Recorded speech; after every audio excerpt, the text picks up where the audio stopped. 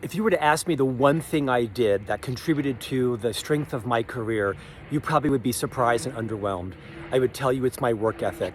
Is by no stretch am I the most well-spoken, most educated, most disciplined, most focused, most creative or talented person you've met. In fact, I'm probably the least of many of those things. But I have outworked most of my contemporaries in my career. You know, I have interviewed close to 500 people across the iHeartRadio program I hosted, the 2 podcasts I host, the talent agent I co-own, the people at the top of their careers, 500 plus people. They all have 2 things in common. They are not the smartest person in their industry.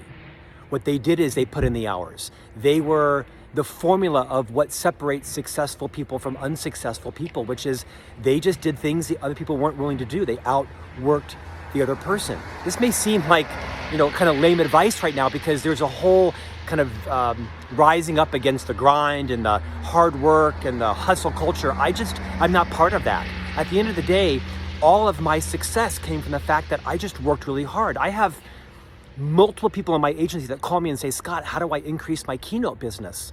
I say, you got to work harder. I mean, since I wrote my first book 7 books ago, 5 years ago, I've been a guest on probably 500 different podcasts. I have interviewed 400 to 500 people on the podcast that I host.